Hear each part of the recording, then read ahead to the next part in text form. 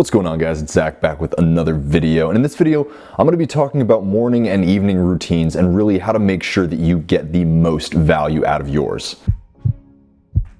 This video is not going to be diving too deep into the importance of morning and evening routines. I'm just going to touch on that really quick because I think it's, necessary for people to understand why you do this in the first place. The bottom line is that our subconscious mind is responsible for our reality, and while we are going out and making conscious decisions every single day in order to navigate ourselves through the screen of space, or reality as you may want to call it, our conscious mind is really the navigator for the programming that is the ship of our being, which is dictated by our subconscious mind. Now, your subconscious programming is the history that has been your life, what your parents have taught you, what various other influences have kind of impressed upon you throughout life. You have proven those things to be accurate, proven those guidelines to be something that you really resonate with, and thus you have kind of incorporated that into your programming. Most of us are trying to rewrite this programming to some degree. Maybe we're not trying to experience a total transformation of life, but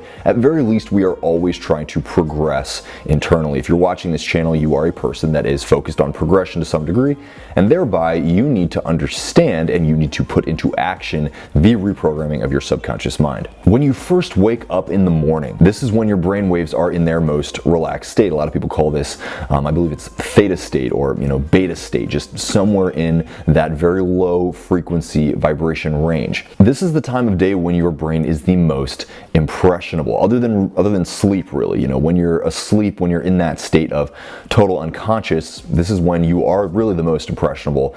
This is kind of when hypnosis really works very effectively on a person. Now, while there is the opportunity to put yourself through hypnosis on a daily basis, really when you first wake up and you are just entering consciousness, this is when you're probably going to be the most effective at programming your subconscious mind. And so that's why having a morning routine is super, super important if you're trying to see progressive gains in your life, because this is the period of time when you can really make the most powerful impression on your mind. If we cycle back and talk about evening routines kind of as that precursor to sleep, that transition period into sleep, when again is your most impressionable period, we can start to understand why having an evening routine that helps us transition from the conscious action of the day into the unconscious state is so important. The bottom line is that your evening routine should be a period of letting go of the day, recognizing that you're transitioning into the unconscious state, and being very deliberate about what you want to experience in your life, thus setting your mind up for that,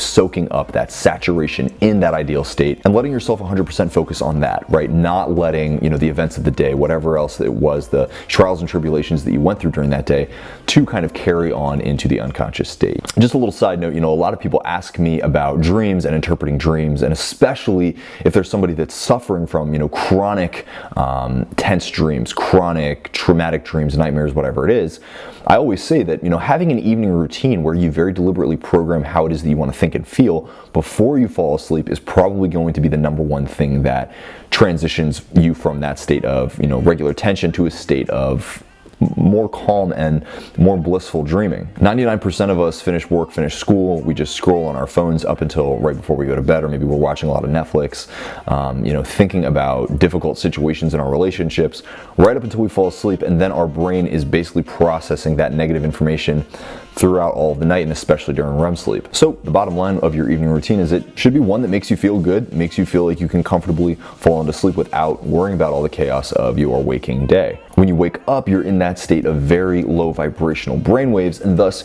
you're super influenceable, right? You can pretty much program yourself to experience whatever it is that you want during the day. So your morning routine should be one that gets you into your ideal state of identity, right? It gets you to align with this ultimate version of yourself that you want to create.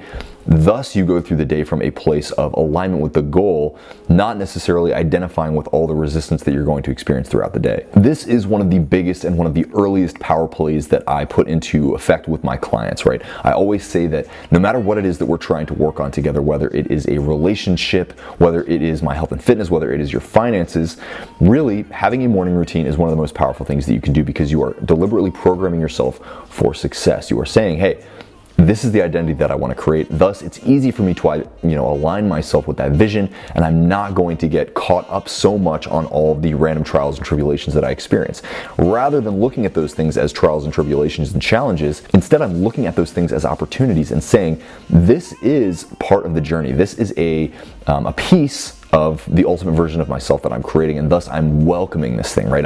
I'm grateful for this thing because it is part of my movie, leading up to this ultimate lovely end that I want to experience. The bottom line with both of these routines is that they are time dedicated every single day to saturate in the ideal identity. So where do people go wrong? Well, for those of you that have watched a lot of my videos on manifesting, scripting, affirmations, and stuff like that, you probably know generally where I'm going to be going. Fundamentally, we have an empowered and a disempowered state.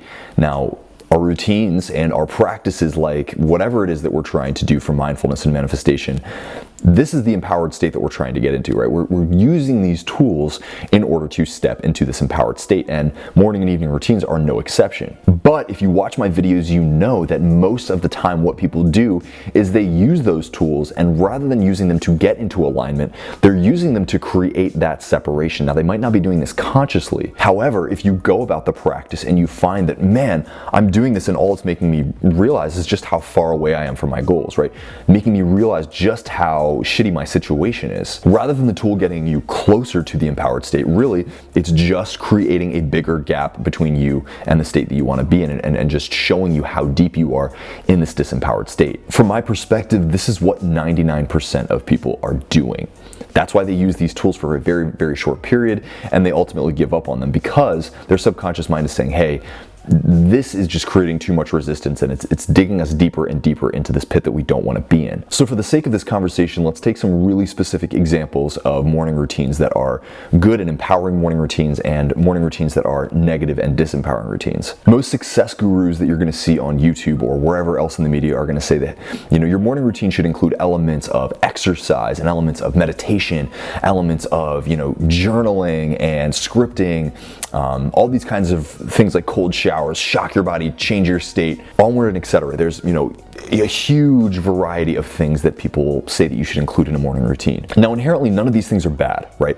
I used to have a very specific morning routine that I gave to my clients that included 3 steps. 1, move your physical body, change your state. 2, dive into your mind, be that meditation, be that journaling, just to get really deliberate about creation in your mental state, right? And then finally, learn, right? Wake up your learning capacity. Most of us have to go to work, have to go to school, and we have to absorb information that we don't necessarily want to. And so taking time to really dive into information that you do want to learn about, far better for your creative faculties. It's going to wake up your mind and make you feel, energized and excited to go out into the world and experience. What I started to find, though, is kind of what I was talking about earlier in this video. For most people, they were creating this huge list of things to do. They would wake up, take a cold shower, stretch, meditate, journal, listen to an episode of BBC News, and then boom, that's their morning routine. A lot of you guys are probably saying, well, that sounds really simple and it would make me feel really good. Well, cool, good for you. But for most people, they expect really that the morning routine has to be the super complex thing that, creates some superhero state of mind. But that's not what's going to happen, right? If you go from 0 of doing nothing for your morning routine, maybe it's just cereal and a shower, and then you go to adding these 10 other things, what's going to happen is you get overwhelmed, right? I talk about this concept of the yo-yo or the roller coaster a lot on this channel, which is that most of us, when we try to adopt a new habit pattern, we go super hardcore and we're going all the way in, and it's like this rocket ship of a roller coaster, but our state of being is not yet aligned with that, and it's very, very difficult for us to adopt all those habit patterns from the current state of identity that we're in. And so we experience this massive rise, but then this subsequent crash because we simply can't maintain it. And just for some context, more than anything, that crash is going to be, a mental and emotional state of being. It's going to be us saying, well, I couldn't do this thing, and therefore I have all of these negative qualities about myself, and we're going to kind of beat ourselves up. And so again, not that there's anything wrong with meditating, not that there's anything wrong with cold showers or journaling or affirmations or any of that stuff. What there is a problem with is using these things as a vehicle to, create even more self-deprecation. Remember, you guys, fundamentally, the routine is only meant to get you into a certain state of energy. And while I do think it's really important to shoot for adopting new positive habit patterns into your life wherever you can, I don't think that doing that to the detriment of your mental health does you any good. It really just sets you back even further. Just identify what is the state of being that you want to start your day with. Write down some words, right? Empowered, joyful, lighthearted. All of these things are super powerful states of being to start out your day with and ultimately carry through your day. So rather than overwhelming yourself with all of these different very specific activities, what's going to be the thing that just gets you into that state of being, right? Maybe it's simply starting out your day, closing your eyes and just visualizing what it feels like to be that ultimate version of yourself. Maybe getting up and going for a run really is going to give you that juice that is going to start you out on a high energy streak and carry you throughout the day like that. All of these things are things to experiment with and try, but just remember, it's the state. That's it. Don't overwhelm yourself with the things. Focus on the feeling. Just doing maybe one thing to start creating that consistent state of being every single morning is going to allow you to feel more empowered. Thus, you can go out and adopt more and more habit patterns that are just going to accelerate this for you more and more. Same exact concept with the evening routine. What is that one thing that's going to help you release, relax, and enjoy the process of falling asleep? Maybe it's just closing your eyes for 5 minutes and breathing. Maybe it's just answering my 3-question journaling prompt. Again, just focus on the feeling. Just find yourself in that place of release, and you'll find yourself in a place where you are easily able to adopt more patterns, and it just, again, amplifies the effects more and more. But what's the bottom line here, folks? It's just the feeling. It's all about the feeling. Really nothing else matters.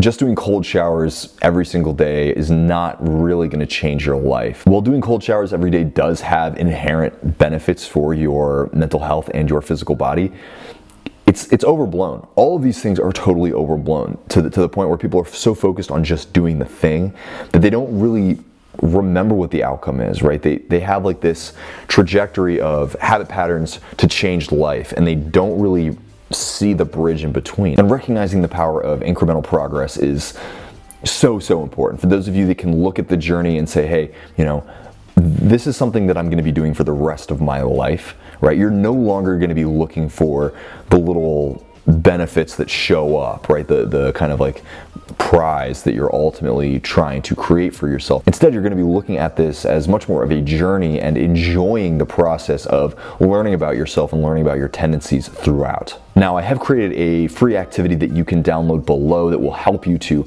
master your patterns and eventually create a morning and evening routine that really works for you. So if you want, click below. There's a link in the description. And again, it's totally free. Otherwise, guys, if you want one-on-one coaching with me, there is a link below that you can sign up. And I hope this video has been valuable for you. If you've enjoyed this video, hit that like button, subscribe to my channel, hit that little notification bell so you know when my videos come out. Comment below if you have any questions. And of course, much love. I will talk to you guys later. Namaste. Bye-bye.